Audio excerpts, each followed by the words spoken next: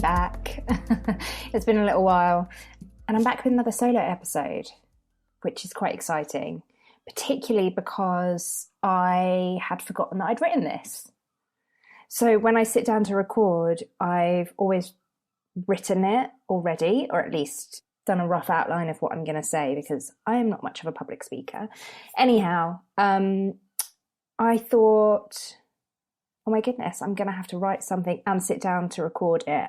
What am I going to do? And then I went to my drafts and I found that I'd written something. So without further ado, today I want to talk to you about running, specifically how to start and nurture a running practice. So when I was at secondary school, I was not considered sporty. And there was a lot of sport by kind of state school standards. You know, there was cross-country running, there was hockey, netball, swimming, athletics, as well as any kind of extracurricular activities. I did ballet and horse riding.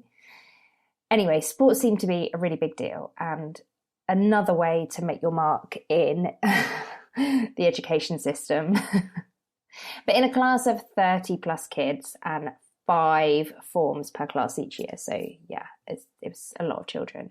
I was a very small fish in a sea of girls to an all-girls school, lucky me. And there just wasn't an opportunity to find movement that I enjoyed.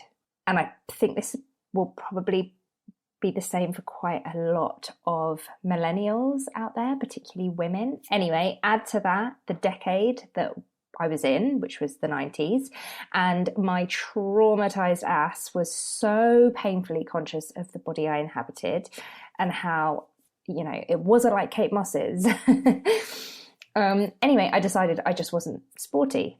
And I use that word sporty in inverted commas because it's complete nonsense. Anyway, I bet you did too at some point.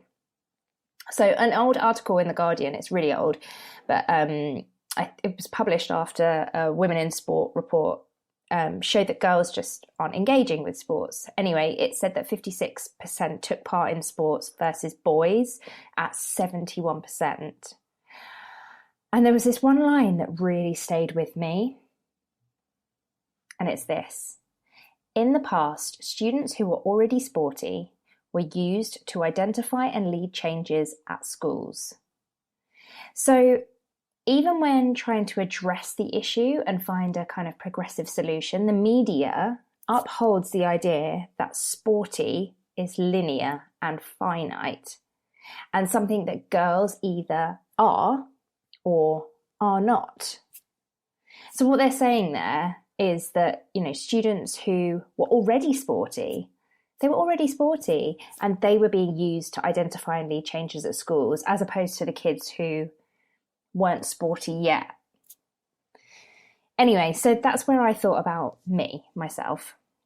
So for almost 30 years, I completely opted out of movement because I just wasn't built for it. I wasn't an exerciser and I most certainly wasn't sporty, so why would that suddenly change?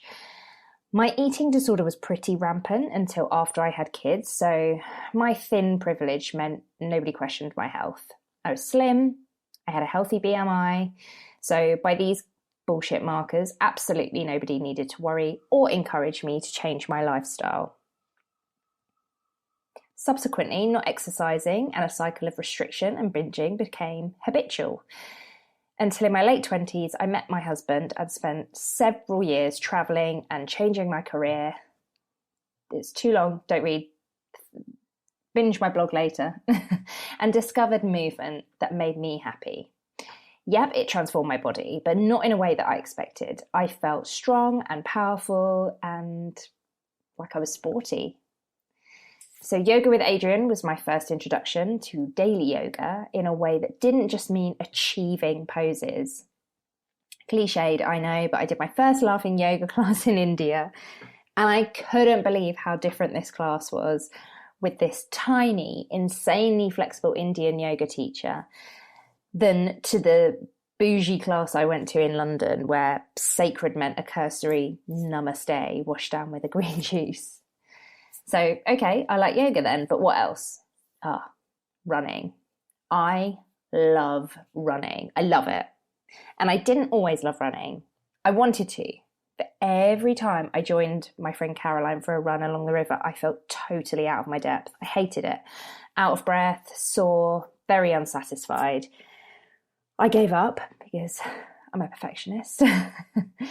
But one day I downloaded the NHS Couch to 5K app and I discovered the joy of running when nobody's watching, with no expectations and in tune with my own body.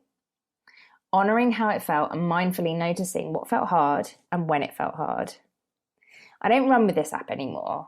I haven't for a decade probably, but I mostly just stick to listening to a podcast or just sticking my headphones in and listening to music, and I head down to the sea. But my practice has remained consistent over the past decade, throughout pregnancies, throughout traveling, throughout, newborn babies and breastfeeding and sleep deprivation. So I want to share my tips and advice because I know there are lots of people out there who want to start running but feel intimidated or just don't know how.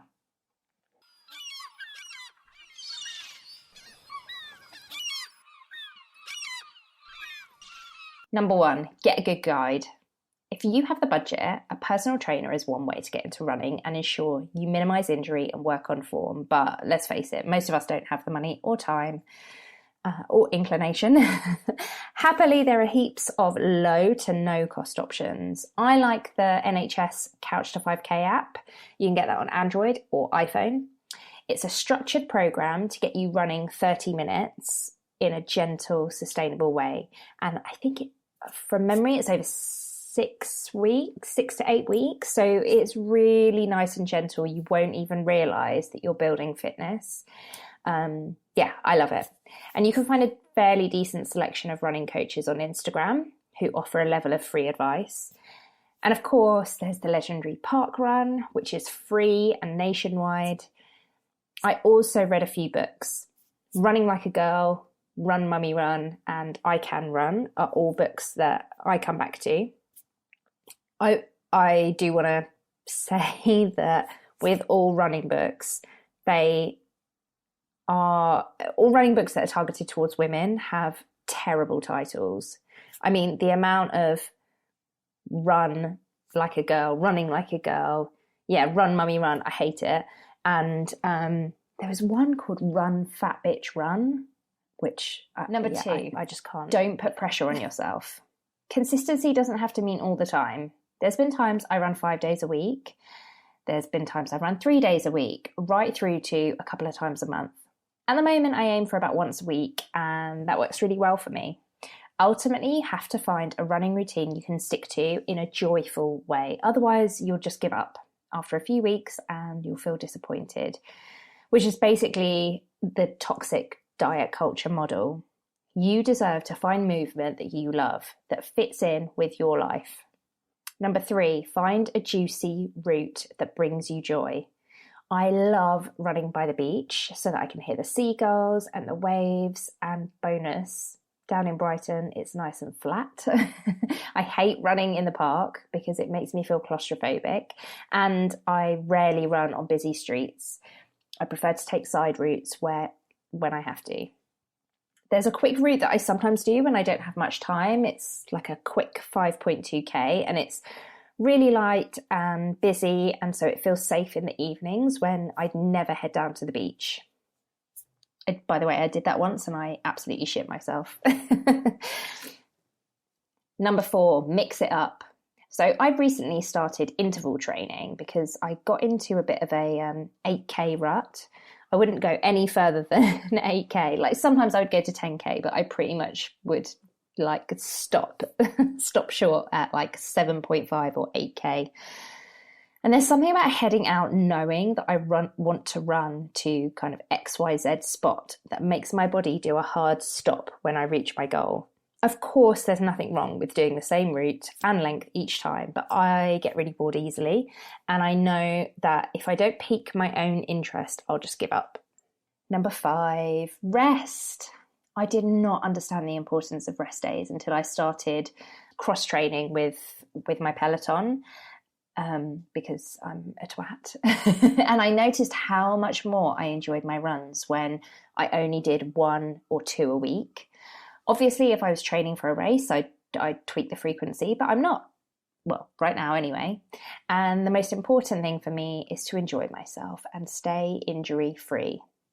So I hope that helped, and I hope you enjoyed this little What She Said foray into chatting about exercise. If you like this episode, then please rate and review, and come find me on Instagram. I'm just at Lucy Lucraft. You can find all the other places to hit me up in the show notes, and I would love to hear if you have found movement that you love. So for now, bye. Love you lots.